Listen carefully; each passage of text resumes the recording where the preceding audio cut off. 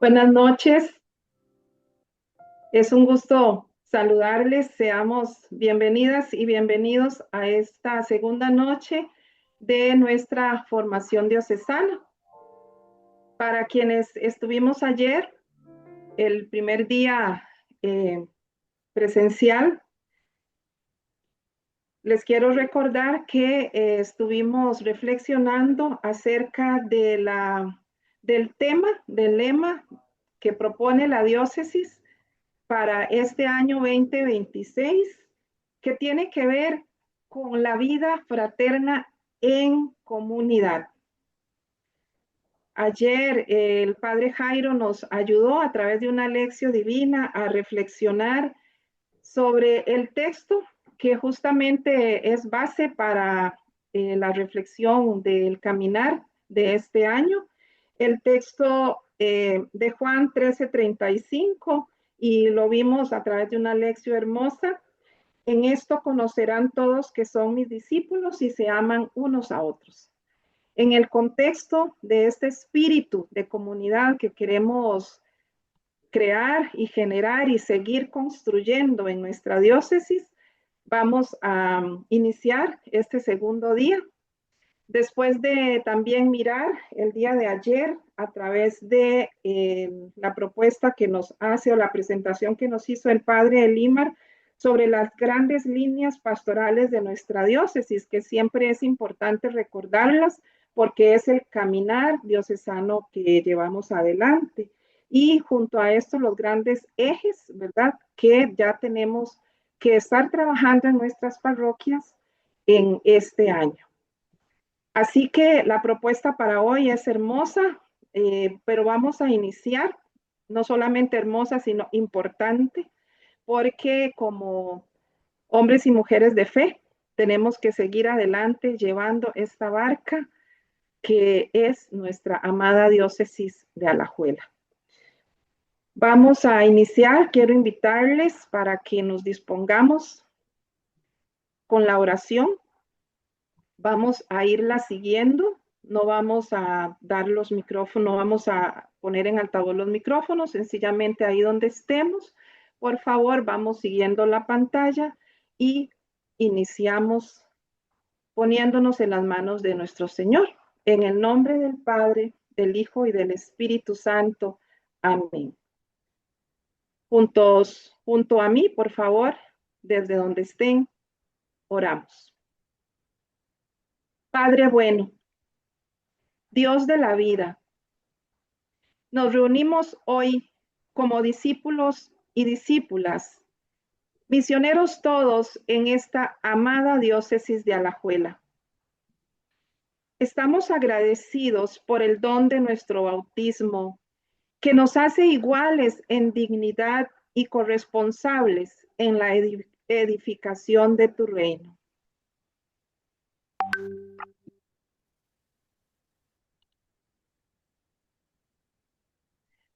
Espíritu Santo, soplo de renovación, danos un corazón dócil para continuar el camino de la sinodalidad.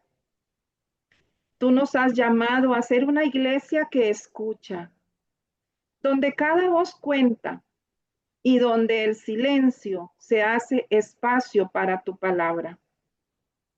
Que en cada parroquia y comunidad de nuestra diócesis seamos peregrinos de esperanza, aprendiendo a escuchar con humildad y a participar con audacia. Señor, fortalece nuestro compromiso con el plan diocesano de evangelización. Ayúdanos a vivir una verdadera comunión, derribando los muros de la exclusión y el clericalismo, para que, como bautizados comprometidos, seamos una iglesia en salida, que se encuentra, dialoga y camina junto a los más alejados. Fortalece nuestra participación para que hombres, mujeres, jóvenes y ancianos pongamos nuestros carismas al servicio del bien común caminando juntos sin dejar a nadie atrás. Que nuestra misión sea anuncio de alegría y de gestos de misericordia, reflejando la unidad de la Trinidad en nuestra vida diaria. Señor, impúlsanos a una misión renovada, que no se encierre en los templos, sino que salga a las periferias, anunciando la alegría del Evangelio con gestos de justicia, misericordia y paz en un mundo que tanto te necesita. Bajo el amparo de Nuestra Señora del Pilar, nuestra firme columna y patrona, ponemos esta iglesia particular y este caminar diocesano. Le pedimos a ella que nos enseñe a ser fieles discípulos y discípulas de su amado Hijo. Amén. En el nombre del Padre, del Hijo y del Espíritu Santo. Amén.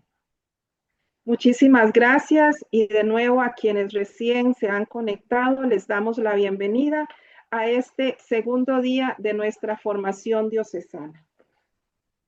Y para hoy vamos a tener una serie de mensajes súper importantes, muy que están completamente organizados y direccionados para seguir reflexionando sobre el tema de la sinodalidad. La mayoría, espero que de ustedes tengan este documento ya, que es el documento final del sínodo.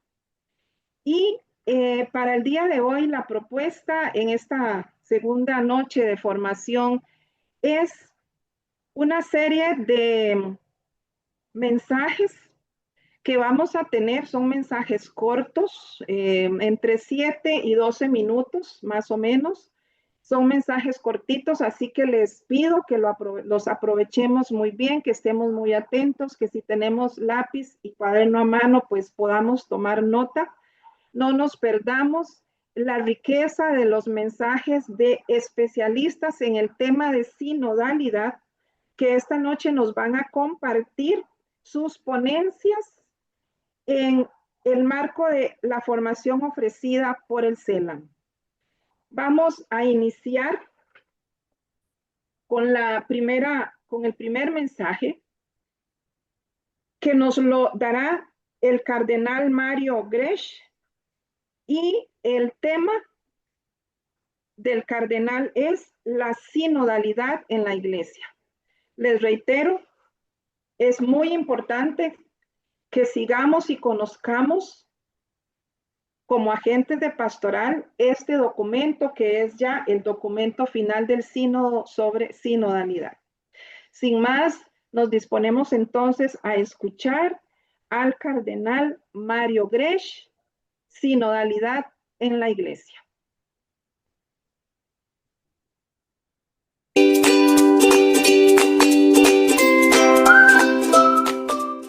Para esta breve intervención de apertura de este curso especial, me gustaría reflexionar sobre el tema del discernimiento eclesial, ya que el discernimiento está en el corazón de una iglesia sinodal. Cuando decimos que una iglesia sinodal es una iglesia que escucha y enfatizamos que implica una escucha mutua en la que todos tienen algo que aprender, el pueblo fiel, el colegio episcopal, el obispo de Roma, cada uno escuchando al otro y escuchando al Espíritu Santo, el Espíritu de la verdad. Estamos hablando de discernimiento eclesial. Esta descripción de una iglesia sinodal, propuesta por el Papa Francisco en su discurso con motivo del 50º aniversario de la institución del Sínodo de los Obispos, se basa en los fundamentos de la eclesiología conciliar del pueblo de Dios. Prepara el camino para hacer realidad la importante recomendación del apóstol Pablo, quien escribe con gran sabiduría a los tesalonicenses exhortándolos: no apaguen el espíritu, no desprecien las profecías, examínenlo todo con diligencia, quédense con todo aquello que es verdaderamente bueno. Pero, ¿por qué necesitamos hablar de discernimiento eclesial? El documento final nos ayuda a comprender el adjetivo eclesial. Cito: es un discernimiento que, al ser ejercido por el pueblo de Dios en vista de la misión, podemos calificar de eclesial. La base de esta descripción es la participación del santo pueblo de Dios en la función profética de Cristo, tal como lo afirma el Concilio Vaticano II. El concilio vincula la participación con la doctrina del sensus fidei. Todo el cuerpo de los fieles, ungidos como están por el Espíritu Santo, no puede errar en cuestiones de fe. Esta característica se manifiesta en el sentido sobrenatural de la fe de todo el pueblo cuando, desde los obispos hasta el más pequeño, hasta el último de los fieles, una frase de San Agustín, manifiestan un consenso universal en cuestiones de fe y moral. Y la profunda frase de San Agustín se refiere al acuerdo más armonioso y fundamental en la fe del pueblo cristiano, un concepto que el obispo de Hipona oponía firmemente a aquellos que insistían en rebautizar a los lapsi, es decir, a aquellos individuos que lamentablemente habían sacrificado ofrecido sacrificios a los ídolos paganos durante la cruel persecución romana. El criterio de verdad en la Iglesia, es decir, la verdadera Iglesia, es la comunión en la fe de todos los cristianos, de todos los creyentes, de todas las iglesias esparcidas por el mundo entero, y no la pretensión de un grupo aislado o de una facción particular. Esta infalibilidad del pueblo de Dios al creer se aplicó únicamente al desarrollo del dogma, el dogma de la Inmaculada Concepción y el dogma de la Asunción de María al cielo, y no a los procesos de toma de decisiones en la Iglesia. Pero si el consenso expresado por el pueblo de Dios es válido para cuestiones de fe y moral, ¿por qué no habría de ser válido para los procesos de toma de decisiones? Todavía estamos al comienzo de este camino. Primero, debemos desarrollar la conciencia de que el pueblo de Dios tiene un papel insustituible en estos procesos. Esto no es fácil. Después de siglos en los que toda la autoridad estaba concentrada en manos de los ministros ordenados, quienes tomaban decisiones autoritativas en virtud de su cargo, sin necesidad de consultar ni escuchar a otros. Este era el caso en una iglesia que sufría de un verdadero déficit neumatológico. El silencio sobre el espíritu se compensaba con un fuerte énfasis en la autoridad dada directamente por Cristo a Pedro y sus sucesores, a los apóstoles y sus sucesores. Pero si el espíritu es dado a todos en el bautismo, entonces escuchar lo que el espíritu dice a la iglesia debe implicar una escucha mutua entre todos los que participan en las relaciones eclesiales, cada uno según su función: el pueblo de Dios, el colegio episcopal y el obispo de Roma. Decía que todavía estamos en las primeras etapas de este ejercicio de discernimiento eclesial. Hemos aprendido mucho del proceso sinodal durante sus dos primeras fases. La primera etapa estuvo completamente dedicada a escuchar al pueblo de Dios en las iglesias locales. Después de eso, cada fase subsiguiente de discernimiento dentro de las conferencias episcopales, las asambleas continentales y las dos sesiones de la asamblea del Avicínodo de obispos celebradas en Roma, siempre ha devuelto los frutos del discernimiento a las iglesias locales y así al pueblo de Dios de donde originalmente había comenzado la escucha. La esperanza es que en esta tercera fase las iglesias locales profundicen y pongan en práctica las ideas y las implicaciones del documento final del sínodo, en particular el discernimiento eclesial como un camino privilegiado para el caminar de la iglesia.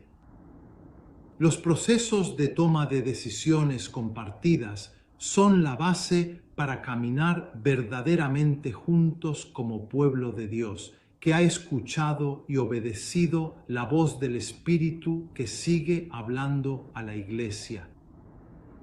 Que tengan un camino verdaderamente fructífero y significativo que pueda llevarlos a ustedes y a otros muchos a esta importante y profunda conversión sinodal.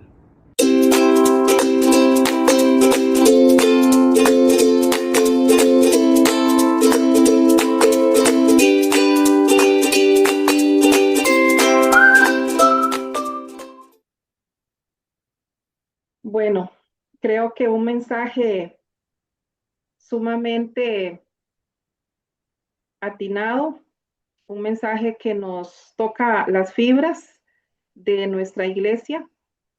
El cardenal nos habla del discernimiento eclesial y él inicia diciendo que es este diálogo hermoso en donde todos nos escuchamos unos a otros y todos escuchando la voz del Espíritu.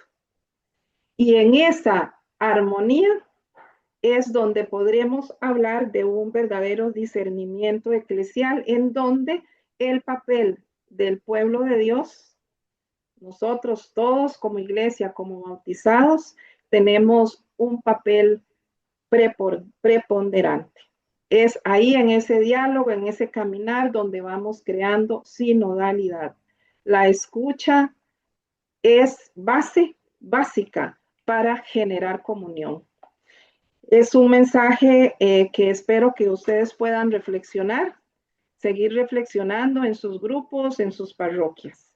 Y seguidamente vamos a escuchar dos mensajes más, son mensajes cortos, igual como el que nos acabamos de escuchar, siempre sobre el tema de sinodalidad.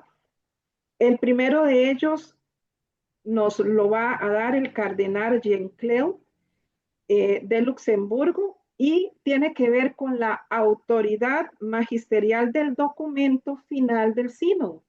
El documento que les digo que debemos tener ya como parte de nuestra constante búsqueda, ¿verdad? Y en constante reflexión en nuestras parroquias y en nuestros grupos, todo lo que es el mensaje final del sínodo. Y el segundo temita lo vamos a escuchar del teólogo y sacerdote Carlos Galli de Argentina y nos va a reforzar el tema de pueblo de Dios y dignidad bautismal. Nos disponemos entonces a escuchar a estos dos especialistas en el tema sinodalidad.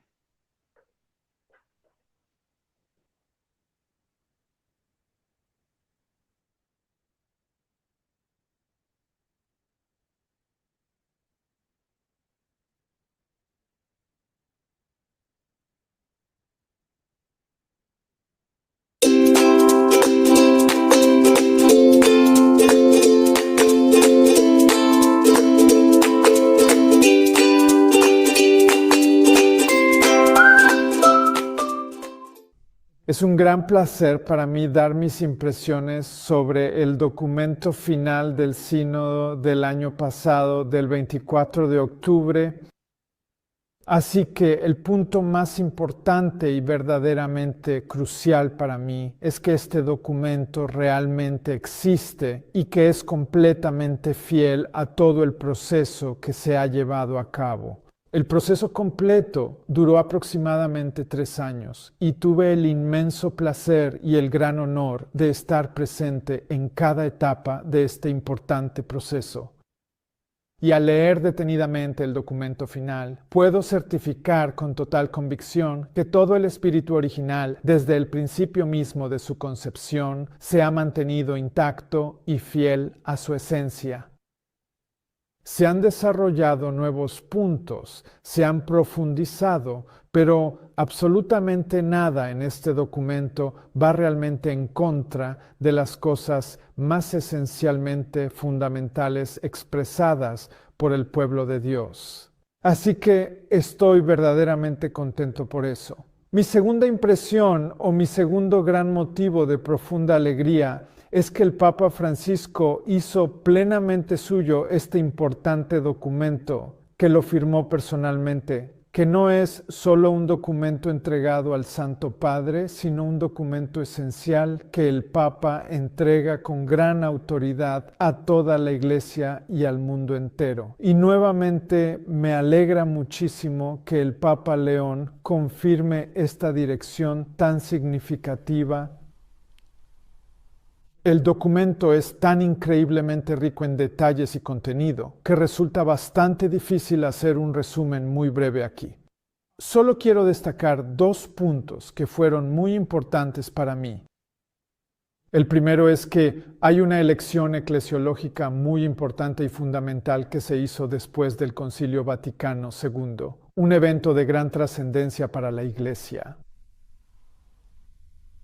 La iglesia local es verdaderamente la iglesia local que se congrega en torno a la figura del obispo. Y esta iglesia en su esencia está en plena comunión con todas las demás iglesias existentes. Y este vínculo fundamental de comunión, por supuesto, también existe y se mantiene porque esta iglesia está en una profunda comunión con la venerable Iglesia de Roma y con su propio obispo. Creo que hay un enorme y significativo potencial en esa eclesiología y veremos en las próximas décadas e incluso quizás en los siglos venideros las importantes consecuencias de esa elección hecha después de la publicación del Lumen Gentium del Concilio Vaticano II.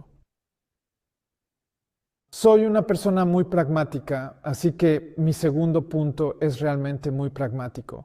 Está claro que las conferencias episcopales tienen una mayor y más significativa voz, pero estoy muy contento con las múltiples y diversas posibilidades de asociaciones eclesiales, encuentros y reuniones de obispos entre la iglesia local, la conferencia episcopal y el nivel de toda la Iglesia universal con el obispo de Roma. Y quisiera destacar de manera especial el nivel continental. Este nivel continental se ha desarrollado de forma muy notable en los años más recientes. Es un desarrollo en el que el CELAM en América Latina fue el pionero y un actor fundamental, además de jugar un papel crucial en su consolidación.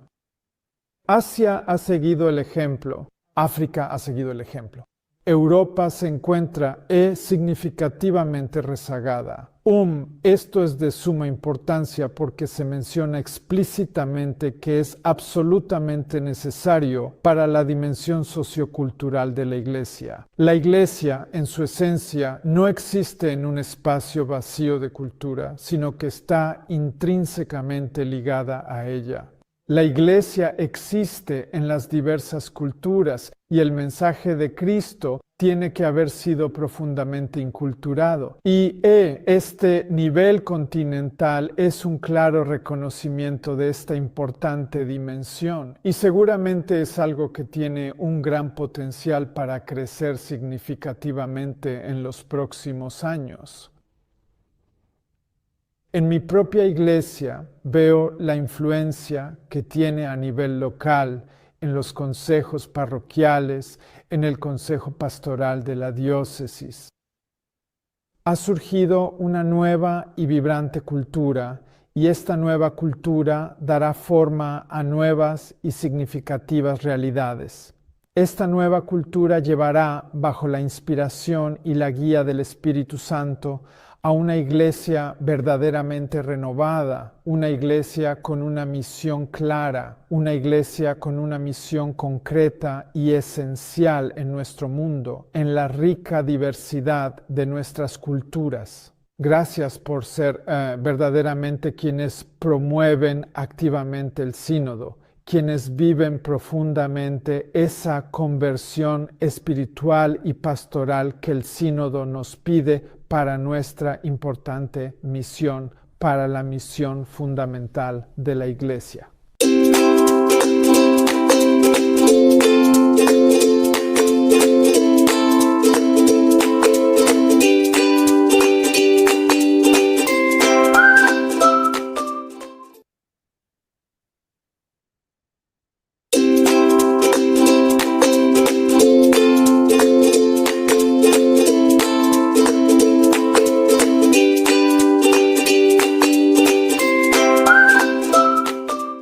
Queridos amigos, queridas amigas de esta red y de este camino que hacemos juntos, Together in Siem, estamos convocados para conocernos un poco más. Yo soy Carlos María Gali, sacerdote católico, y les hablo desde Buenos Aires, en la Argentina. Hace muchos años, casi 40, que colaboro con el CELAM, el Consejo Episcopal Latinoamericano. Y estoy aquí no tanto por eso, cuanto por haber participado con otros teólogos en el equipo teológico del Sínodo de los Obispos, por una iglesia sinodal, comunión, participación y misión. Y además por haber coordinado el aporte teológico latinoamericano, ya que era el coordinador del equipo teológico pastoral del CELAM. La asamblea sinodal ha sido para todos nosotros una gran experiencia de que la Iglesia está en todo el mundo, es católica universal. Nos encontramos con hermanos y hermanas de todos los continentes y sé que este video llegará a muchos de ustedes en distintas lenguas y lugares. Me han pedido que diga algo sobre la Iglesia como pueblo de Dios y que en este pueblo todos los creyentes y bautizados tenemos la misma dignidad por ser hijos e hijas de Dios. Lo primero entonces, la Iglesia es pueblo de Dios, es uno de sus nombres. Dios tiene muchos nombres, Jesucristo tiene muchos títulos. La Iglesia se puede nombrar con distintos conceptos o imágenes. Decimos que la Iglesia es una gran familia, eso les gusta a los hermanos de África que nos verán. Es el cuerpo de Cristo, es el templo del Espíritu Santo, es la comunidad cristiana. Hay diferentes nombres para expresar lo que es la Iglesia en el mundo. Bien, uno muy antiguo que viene ya del Primer Testamento y que en el Nuevo Testamento se emplea para designar a la comunidad de Jesús, a la Iglesia de los orígenes, a la Iglesia de Cristo que sigue presente hoy y en la cual nos encontramos por la fe, es el título pueblo de Dios. Y en primer lugar, designa que la Iglesia es como un pueblo. No es como el pueblo argentino al que pertenezco, o el pueblo panameño, o el pueblo estadounidense, o el pueblo congolés, o el pueblo filipino. Porque esos son pueblos y naciones históricas, seculares, culturales, políticas. Cuando nosotros decimos que la Iglesia es como un pueblo, el pueblo de Dios, queremos decir que es una gran comunidad, que no está reducida a un pequeño núcleo o a una comunidad pequeña, sino que es una gran comunidad, un gran nosotros. Podemos decir que el pueblo de Dios es el gran nosotros en la fe. Y por eso, en un nosotros, desde la familia a la Iglesia entera, nos sentimos hermanados o vinculados unos con otros. Estamos juntos, caminamos together. El concepto pueblo, mejor que otros, designa que la Iglesia es gente. Son ustedes, somos nosotros. Lo formamos todos. Por eso el Papa Francisco decía, todos, todos, todos. Es una comunidad universal, sin exclusiones, y que por lo tanto Dios ha querido vincularnos en su plan de salvación y hacernos miembros del cuerpo de Cristo, como un gran nosotros.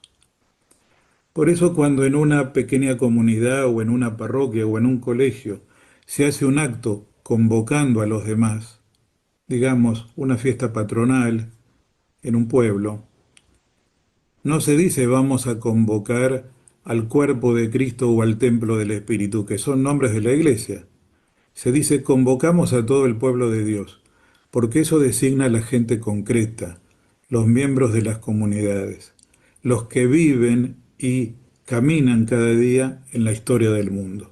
Por eso pueblo de Dios expresa bien la dimensión social, el nosotros, y la dimensión histórica o peregrina de la Iglesia, que camina a lo largo del tiempo y en todos los lugares junto a la gran familia humana. Por eso es apta para designar la sinodalidad. El pueblo de Dios es la Iglesia, histórica, peregrina, sinodal. Es la comunidad de Jesús que camina en la historia y por lo tanto donde todos caminamos juntos, together. Por eso en América Latina y en muchos lugares del mundo nos gusta mucho la expresión pueblo de Dios y también nos sentimos a gusto en las peregrinaciones a los santuarios, por ejemplo, a la Virgen de Guadalupe, que es la madre de toda América, porque en ella sentimos que somos parte de un gran nosotros, peregrino, sinodal, que es el pueblo de Dios. Junto con esto, la categoría pueblo de Dios tiene el valor de expresar bien no solo quién es la Iglesia, sino quién es el sujeto de la sinodalidad. Cuando decimos la Iglesia es sinodal, no solo celebra sínodos. Cuando decimos el pueblo de Dios es sinodal, no solo tiene asambleas sinodales. Queremos decir que el pueblo de Dios es el gran sujeto. El sujeto es el que es y hace algo. Yo soy, como tantos, uno de los miles sujetos de la tarea teológica. Es decir, eso me configura y eso es una de las cosas que hago fundamental en mi servicio a los demás. Cuando decimos que el pueblo de Dios es sujeto, queremos decir que es el que lleva, porta, sostiene la comunión sinodal a lo largo de la historia. Podríamos decir que la iglesia es comunión y eso alcanzaría comunión sinodal. Pero no alcanza, porque comunión es una palabra que designa varias realidades. La Santísima Trinidad es comunión, la Eucaristía es comunión, decimos que comulgamos con el cuerpo de Cristo. La iglesia también es comunión en la fe. Pero pueblo de Dios muestra que es la comunión que anda por la historia, que experimentamos ahora, que los que fuimos sinodales lo sentimos al encontrar hermanos y hermanas bautizados de todo el mundo con diferentes lenguas y diferentes pertenencias. Comunión designa también lo que la iglesia será en el cielo, pura unión, amor y fiesta. Pero pueblo de Dios designa lo que es en el barro de la historia, donde andamos entre nuestras limitaciones y la gracia de Dios, donde el Espíritu sopla y nos anima a seguir avanzando a pesar de los límites, donde caminamos juntos. El documento del sínodo, el documento final, en el número 17, tiene una frase hermosa que dice que en este proceso sinodal hemos sentido el gusto, hemos saboreado el gusto de sentirnos pueblo de Dios, reunidos de todas las lenguas, pueblos, tribus y naciones, de toda la humanidad, donde vivimos en culturas y situaciones diferentes. Pero la afirmación más linda de ese número, en la cual colaboramos varios teólogos y especialmente los 3 latinoamericanos que estábamos allí, es que dice que el pueblo de Dios es el sujeto comunitario e histórico de la sinodalidad. el que la va realizando a lo largo de la historia. Por eso, en esta asamblea sinodal, primero se consultó a todo el pueblo de Dios en las distintas iglesias locales, diócesis, comunidades, parroquias dispersas en el mundo entero, y la voz del pueblo de Dios, las voces de nuestro pueblo, que expresan o quieren expresar la voz del Espíritu Santo y lo que el Espíritu dice a las iglesias, fue el primer paso y lo primero que escuchamos para caminar juntos en el proceso sinodal. Cuando decimos sujeto comunitario de la sinodalidad, queremos decir también sujeto comunitario de la misión. ¿Qué quiere decir esto? Que en la iglesia todos los bautizados estamos llamados a caminar juntos y a comunicar la alegría del Evangelio, a dar testimonio de Jesús, que Jesús es lo más lindo que nos ha sucedido, el gran tesoro que tenemos en la vida, y queremos compartir con gozo esta alegría a los demás. No son solo los obispos o los sacerdotes los encargados de la misión. Todos somos sujetos de la sinodalidad y de la misión. Lo digo de otro modo. Toda la iglesia es sujeto, todos en la iglesia somos sujetos, desde el Papa hasta el más pequeño de los niños o niñas bautizados. Y por lo tanto debemos ser corresponsables, solidarios, hermanarnos, tanto en promover un estilo sinodal de iglesia, como avanzar juntos y apoyarnos en lo que es llevar adelante el Evangelio hoy en el siglo XXI en el mundo entero.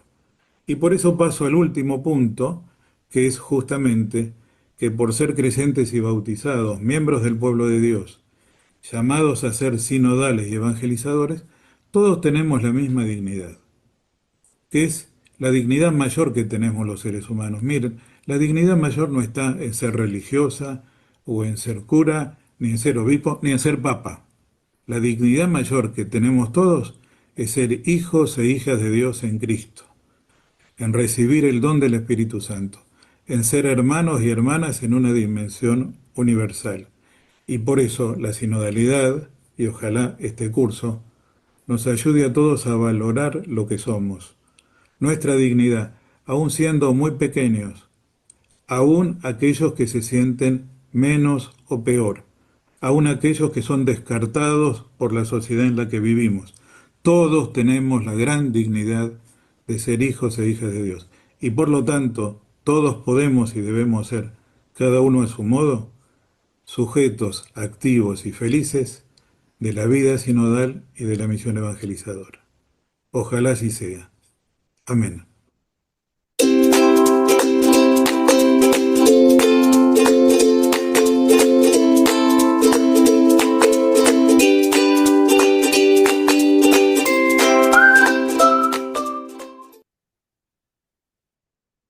Bien, no sé ustedes, pero yo tenía aquí mi hoja, mi cuaderno y no di abasto anotando tantas frases y tantas expresiones tan interesantes y tan especiales que nos han dado estos dos hermanos, haciendo un poco eco de algunas expresiones de lo que nos han propuesto. El cardenal Jan llama la atención, ¿verdad? Que él da fe, dice que él da fe, él constata que la síntesis final del sínodo, este documento final del sínodo, verdaderamente recoge la voz del pueblo de Dios. Todos sabemos, él nos lo ha recordado, han sido 3 años de proceso que han concluido con esta síntesis final. El cardenal fue parte de este proceso y él expresa su satisfacción por ver reflejado la voz de toda la Iglesia universal en este documento. Él se goza expresando que el Papa Francisco lo entrega y el Papa León lo recibe. Esto es, creo que a nivel de sinodalidad es algo también hermoso que pues históricamente nos ha tocado y nos tocó en la reflexión y en todo el proceso de este sínodo sinodal. Y muy importante también lo que nos habla el cardenal en relación a que dice que verdaderamente la iglesia local es verdadera iglesia en comunión con el obispo. Y pues eso somos nosotros como diócesis de Alajuela, somos la iglesia particular, somos la iglesia local, somos parte de esta iglesia universal y tenemos verdaderamente que sentirlo así. Y él finaliza esta breve exposición, yo diría que con una gran esperanza, y es la invitación a saber que tenemos en este caminar que estamos haciendo sinodal la esperanza de renovar nuestra iglesia. Y él nos dice que hay una nueva cultura y esa nueva cultura tiene que ver con la renovación de la iglesia, de la cual todos y todas somos parte. Y Carlos, el teólogo argentino, Carlos Gali, pues nos da una serie de expresiones, de frases, de ideas sumamente importantes, ricas. Quisiera resaltar cómo él nos habla del nosotros. Y él dice, el pueblo de Dios es un nosotros, eso es hermosísimo, y estamos juntos, estamos juntas en esta historia. La iglesia es histórica, es peregrina y es sinodal, y de ahí en ese nosotros estamos incluidos usted y yo. Y bueno, él nos menciona también la importancia de la comunión. Este pueblo de Dios es comunión y lo anoté así, él dice, es una comunión que anda por la historia. Es decir, somos sujetos, somos esas personas que vamos en el barro de la historia, habla él. Estamos ahí en el barro de la historia caminando, somos personas concretas, somos hijos e hijas de Dios concretas, en donde en esta sinodalidad la dignidad nos viene del ser hijos e hijas de Dios. Espero que las ideas, las propuestas de estos grandes teólogos nos ayuden en nuestro caminar como agentes de pastoral. Vamos a invitarles ahorita a unos minutos de receso, 5 minutos, y regresamos, por favor, después de 5 minutitos, de nuevo para la parte final de este segundo día de nuestra reformación diocesana.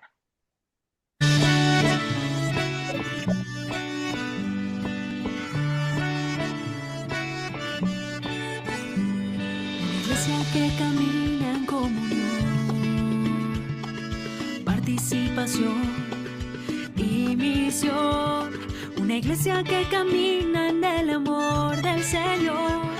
Una iglesia que se escucha con el corazón abierto.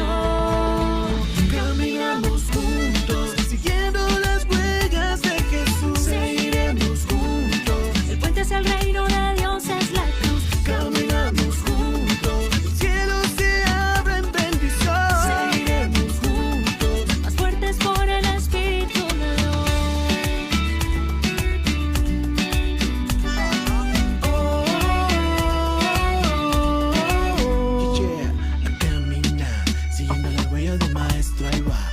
Que no para y para el cielo va, sin mirar atrás, sin mirar atrás.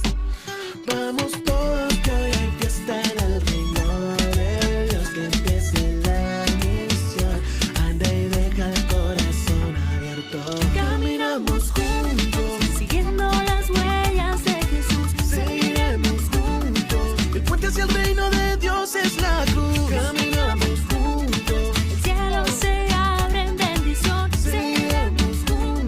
Más fuertes por el Espíritu de Dios.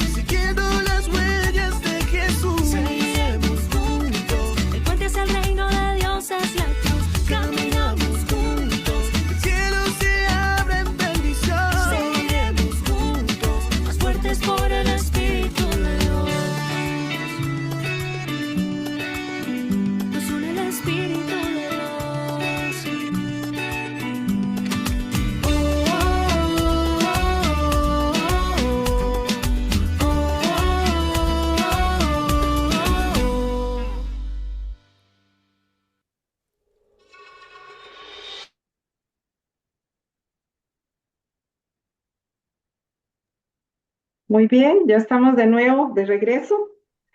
Vamos a continuar con este último bloque de esta segunda noche de nuestra formación diocesana. Vamos a seguir la misma dinámica del bloque anterior. Vamos a escuchar dos breves ponencias, dos especialistas en el tema de sinodalidad. La primera de ellas, vamos a escuchar a una teóloga, Clara César. Ella es de Rumanía y el tema del cual nos va a hablar tiene que ver con la conversión relacional, un tema súper interesante y yo diría que muy novedoso, la conversión relacional. Y uno de los teólogos que creo que muchos de nosotros conocemos, lo tenemos más cercano, es Rafael Luciani, que también ha participado en todo este proceso del sínodo. Él nos va a hablar sobre dinámicas de participación, el sensus fidei de todo el pueblo de Dios. Nos disponemos entonces a escucharles.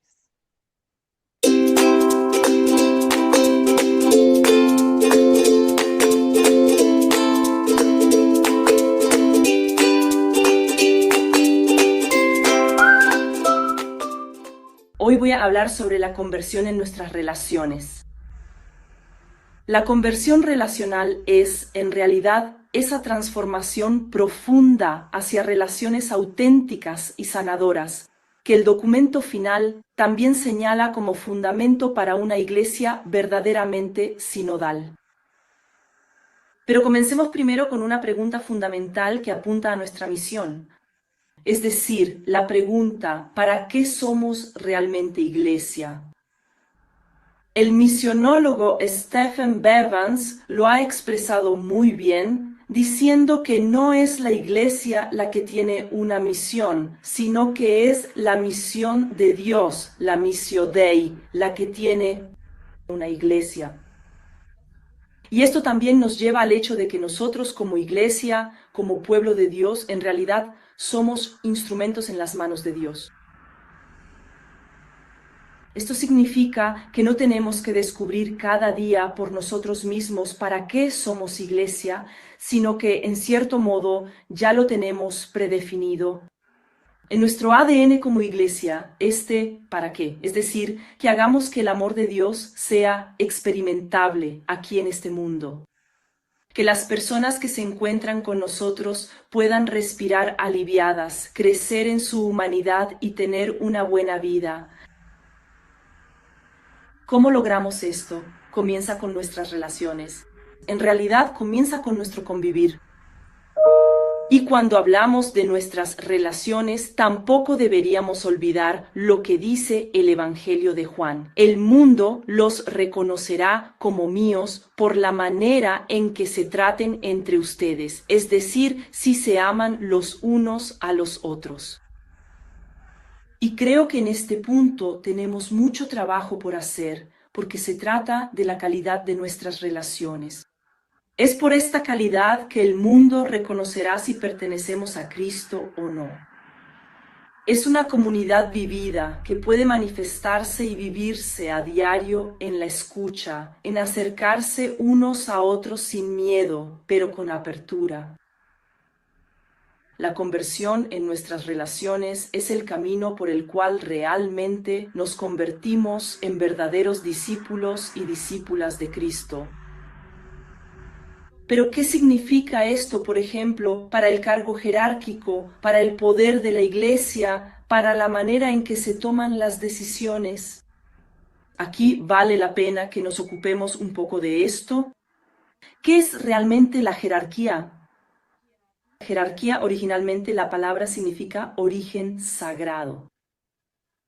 Y a partir de este significado, quizás podamos intuir que no se trata de dominio, sino de un servicio en el amor, como lo expresa tan acertadamente mi profesor Paul Sulener, por la ordenación de algunos. No se convierte en una subordinación de otros. Esto es fundamental y tiene un significado eclesiológico muy profundo. La ordenación no establece un estatus superior, sino un servicio especial para la unidad de la comunidad, donde la comunidad y los colaboradores también pueden seguir su vocación, donde el ministerio abre espacios para que todos podamos vivir nuestra misión cada día y practicarla juntos. La sinodalidad ofrece el marco interpretativo más adecuado para comprender el ministerio jerárquico, para entender los carismas y la colaboración mutua. En realidad, todos los servicios en la iglesia son servicios. La coinonía sirve a nuestra misión, a cómo podemos hacer que el amor de Dios sea experimentado en el mundo. Esto significa un cambio de paradigma decisivo. La sinodalidad es el marco en el que deben entenderse todos los servicios eclesiales. Todo servicio, desde el Papa hasta los colaboradores voluntarios, se sitúa a la luz de la participación, el diálogo y la responsabilidad compartida. Todos los carismas, todos los dones sirven a un mismo objetivo: que la misión de Dios avance en este mundo, que podamos madurar poco a poco, paso a paso, en la buena esperanza, junto a muchas personas de buena voluntad, hacia la vida eterna. Y este proceso de maduración solo es posible a través del amor, la calidad de las relaciones. También es central cuando hablamos de relaciones el primado, el principio, diría yo, el principio de la reciprocidad. La conversión relacional exige, como también ha mostrado el Instrumentum Laboris ya en las etapas anteriores del sínodo, una profunda y significativa conversión hacia una visión más completa de conexión, interdependencia mutua y reciprocidad esencial. Esto significa que vamos más allá de un dar y recibir unilateral. Nuestras relaciones ya no son una calle de sentido único. Son relaciones auténticas de reciprocidad, donde el dar y recibir ocurre en esta reciprocidad, donde cada uno y cada una puede aprender del otro, donde todos pueden escuchar a los demás. Y también sí, a menudo, cuando es necesario, puede guardar silencio.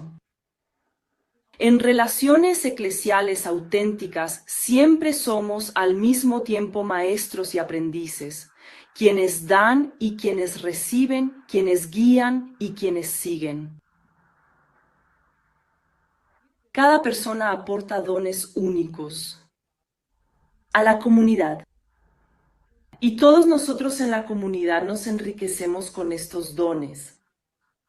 Y al mismo tiempo, cada persona también recibe algo de nuestra riqueza, de la riqueza de estos carismas.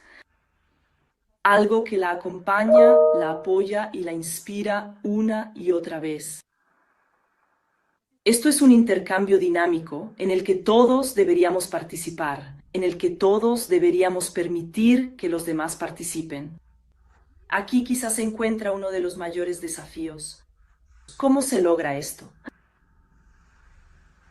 Y aquí habría un momento clave, que no esperemos a que los demás lo hagan, sino que el mensaje sería este: que llevemos el amor, esta actitud,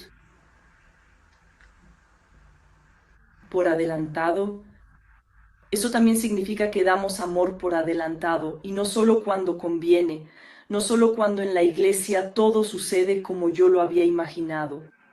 No, sino precisamente a pesar de todo, cuando ocurren heridas, cuando se hace evidente la injusticia, que en esa situación nos enfrentamos con nuestra fuerza, con nuestras posibilidades.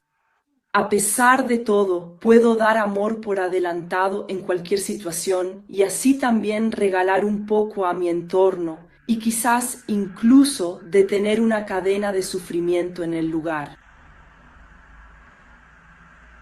Creo que estos pequeños pasos pueden contribuir a una iglesia sinodal, a una iglesia en la que nos esforzamos día a día por encontrarnos de tal manera que llevemos a Cristo al crédito y no al descrédito, porque entre nosotros hay amor y no odio, no agresión, no el ataque, no la violencia, no querer hacer las cosas. Podemos hacerlo. Y para eso, para una iglesia así, nosotros como equipos sinodales, como personas sencillas, como personas al servicio, también estamos invitados día a día a hacer esto en nuestro entorno. Y de este modo, en realidad, nos convertimos en comadronas de una iglesia sinodal. Comadronas de una cultura de buena convivencia. Deseo que siempre podamos encontrar la fuerza y la inspiración en la Santísima Trinidad, en nuestra comunidad cercana, en las familias, con nuestros amigos, y que de ahí podamos sacar esa fuerza espiritual en cada situación. Demostrar una y otra vez que pertenecemos a Cristo. Gracias por su compromiso y todo lo mejor.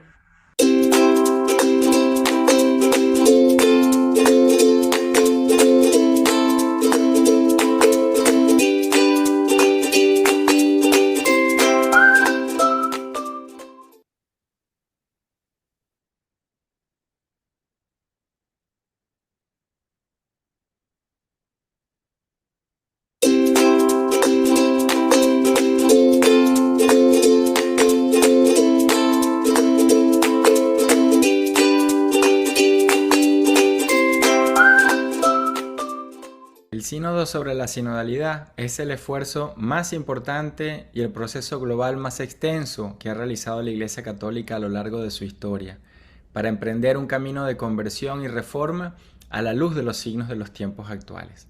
Lo que ha surgido del proceso sinodal es fruto de una ulterior recepción del concilio, como lo llamó la Asamblea Sinodal, dando un paso más y madurando la nueva recepción del Vaticano II que inició el Papa Francisco en el 2013. Se ha producido un salto cualitativo en la vida eclesial y ha emergido una nueva configuración de la Iglesia, que redescubre su modo de ser y proceder como constitutivamente sinodal. En este proceso, la Iglesia se reencuentra con la tradición y en consonancia con los padres conciliares asume el capítulo 2 de Lumen Gentium como normativo para comprender su ser y su hacer. Por tanto, hacer Iglesia hoy supone partir de lo local, de las bases, y al mismo tiempo rearticular y reconfigurar las identidades de todos los sujetos eclesiales, laicos, presbíteros, religiosas, religiosos, diáconos, obispos y los modos relacionales entre ellos, a partir de la construcción de un gran nosotros eclesial. En este marco, el documento final de la 16ª Asamblea General Ordinaria del Sínodo de los Obispos definió a la Iglesia, y cito, como pueblo de Dios, sujeto comunitario e histórico. La Iglesia como pueblo de Dios. No se ha querido partir de una idea preconcebida, sino que ha puesto en marcha un proceso que nos ha invitado a salir de nosotros mismos, como dice Episcopalis Communio, para escuchar comunitariamente lo que el Espíritu Santo dice a las iglesias, a esas porciones del pueblo de Dios que son las diócesis.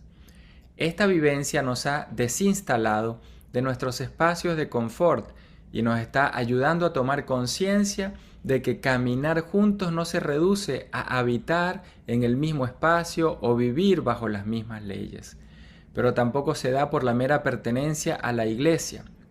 La experiencia sinodal nos ha regalado la posibilidad de reencontrarnos con lo humano, de crear espacios y estructuras donde vivamos relaciones mutuas y horizontales por el bautismo, gratuitas y abiertas, recíprocas y complementarias en el rico intercambio de dones. A lo largo del proceso sinodal, esto ha sido posible gracias a la recuperación de la teología y la práctica del sensus fidei como elemento fundamental que ha marcado toda la experiencia vivida. En la primera fase del consulta, de hecho, muchas personas manifestaron que habían accedido, y cito el documento continental, al tesoro teológico en el relato de una experiencia, la de haber escuchado la voz del Espíritu por parte del pueblo de Dios, permitiendo que surja su sensus fidei. Fin de la cita. El documento final del sínodo sostiene, cito, que todo el camino ha estado marcado en cada etapa por la sabiduría del sentido de la fe del pueblo de Dios.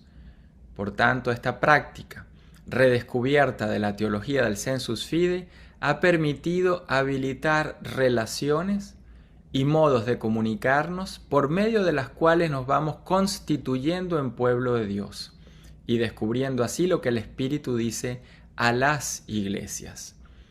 Esto, a su vez, se ha ido logrando mediante la incorporación de nuevas dinámicas comunicativas en la iglesia, como son las acciones de consultar, dialogar, discernir en común, tomar consejos, elaborar decisiones en conjunto y rendir cuentas a las comunidades. El documento para la etapa continental del sínodo reconoce en todas estas dinámicas mediaciones espirituales del espíritu y explica, cito, cómo la escucha y el diálogo son el camino para acceder a los dones que el Espíritu Santo nos ofrece a través de esa variedad multiforme de carismas, vocaciones, talentos, habilidades, lenguas y culturas, tradiciones y teologías, diferentes formas de celebrar y de dar gracias. Por ello, el ejercicio, la puesta en práctica de estas dinámicas comunicativas es indispensable en una eclesiología sinodal, pues parte del reconocimiento de la identidad propia de cada subjetividad eclesial a partir de relaciones que se completan mutuamente, como dice Apostólica Autocitatem, mutuo se completan mutuamente, no solo se complementan. La escucha recíproca adquiere entonces un carácter vinculante, ya que todos los fieles conformamos un conjunto orgánico en el que cada uno, cada una aporta según lo propio, experiencias, conocimientos, estudios, carismas, vocaciones. No podemos separar estas dinámicas comunicativas como si correspondiesen a cada sujeto eclesial de forma aislada. Todos, como decía el cardenal Suárez en el concilio, estamos unidos orgánicamente en esa red multiforme de lazos estructurales y relaciones vitales. El documento sobre el sensus fidei en la vida de la Iglesia de la Comisión Teológica Internacional habla del siguiente modo: existe una verdadera igualdad en cuanto a la dignidad de todos los fieles, porque a través de su bautismo todos han renacido en Cristo. En virtud de esta igualdad, todos y todas, según su propia condición y oficio, cooperan a la edificación del cuerpo de Cristo. Por lo tanto, todos los fieles tienen el derecho y a veces incluso el deber, en razón de su propio conocimiento, competencia y prestigio, de manifestar a los pastores sagrados su opinión sobre aquello que pertenece al bien de la Iglesia. Cuando hicimos el proceso sinodal, fueron muchas personas que desde la primera fase hasta la segunda, que culminó el año pasado, decían que era la primera vez que se les consultaba en la iglesia. De hecho, se recogió que la escucha conduce a la incomprensión, la no escucha conduce a la incomprensión, a la exclusión y a la marginación. Un dato muy importante para la conversión eclesial. De aquí entonces derivan nuestros deberes bautismales, propios de quien ejercen la autoridad en la iglesia, como son el reunirse en asamblea, y así lo dice el documento final del sínodo, reunirse en asamblea en los diferentes niveles de la vida eclesial, la escucha recíproca, el diálogo, el discernimiento comunitario, el llegar a un consenso como expresión de la presencia del Espíritu, y por tanto en este camino se trata de tomar decisiones en una corresponsabilidad diferenciada. Así invita el documento final también, cito, a que nos situemos en el marco de esta eclesiología del pueblo de Dios sobre la base de la participación y la corresponsabilidad diferenciada que debe articularse a nivel institucional según es previsto ya en los organismos de participación a distintos niveles por la legislación actual. Asimismo, recordemos cómo se nos ha invitado a pensar en nuevas formas de proceder y organismos que permitan profundizar estos procesos de la práctica del sensus fidei, como son la escucha, el discernimiento común, la elaboración de decisiones en conjunto, la rendición de cuentas y la toma de decisiones compartidas. El sensus fidei proviene, en el marco del Concilio Vaticano II, del proceso de redacción de la Lumen Gentium 12, la Constitución dogmática sobre la Iglesia en su numeral número 12. El sensus fidei no es simplemente en ese texto una operación de la inteligencia de la fe, sino una dinámica comunicativa que se activa comunitariamente en la participación e interacción de todos los sujetos eclesiales por medio de las dinámicas comunicativas antes mencionadas. Por ello, Lumen Gentium 12 sostiene que el Espíritu no hace distinción alguna para manifestarse a través de estas dinámicas y por tanto se muestra a través de muchas mediaciones que no son solo la ministerial y la sacramental. En esto los padres conciliares fueron muy proféticos y cito el texto de Lumen Gentium 12 nuevamente. Dice que el mismo Espíritu no solo santifica y dirige al pueblo de Dios mediante los sacramentos y los ministerios, sino que también distribuye gracias especiales entre todos los fieles de cualquier condición y según el Espíritu quiere. En este contexto encontramos esa novedad que la práctica del sensus fidei aporta hoy en día. Nadie puede ser excluido como mediación de esa voz del Espíritu que nos habla hoy en día y pide conversión y reforma a nuestras iglesias. El documento final también sostiene lo siguiente y cito: la variedad de los carismas que tiene su origen en la libertad del Espíritu tiene como finalidad la unidad del cuerpo eclesial de Cristo y la misión en los diversos lugares y culturas. Como podemos apreciar, se trata de la recuperación de una teología que va dando forma a una iglesia.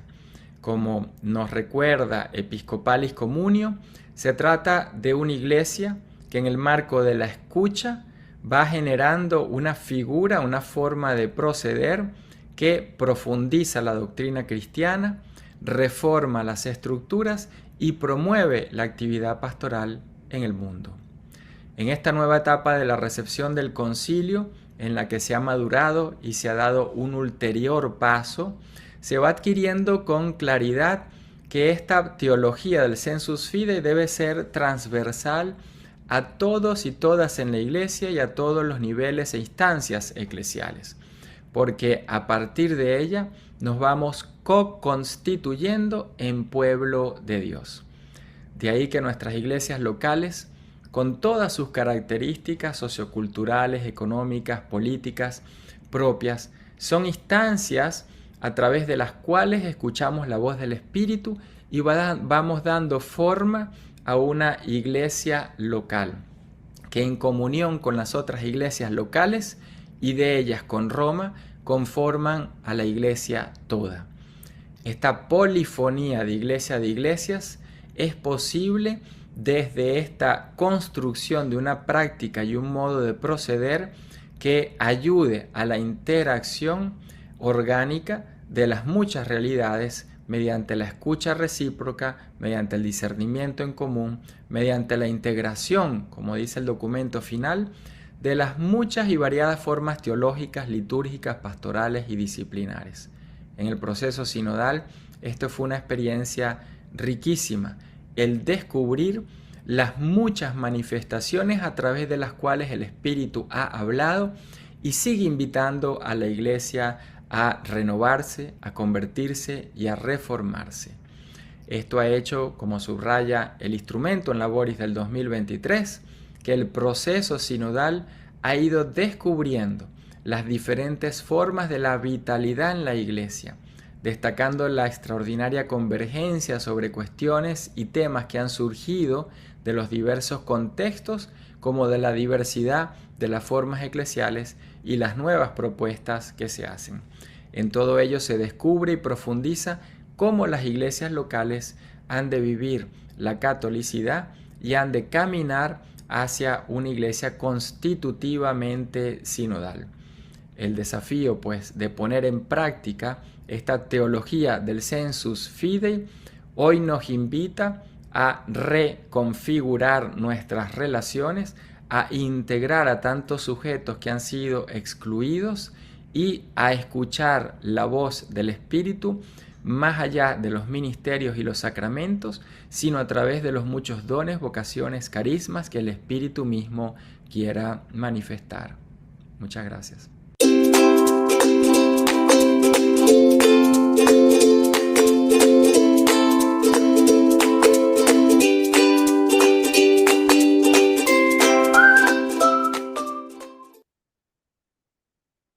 Muy bien, hermanos y hermanas de esta querida diócesis. Hemos tenido unas ponencias riquísimas. Es mucho el aprendizaje, creo que hemos tenido esta noche, que definitivamente siguen el camino de esta iglesia sinodal.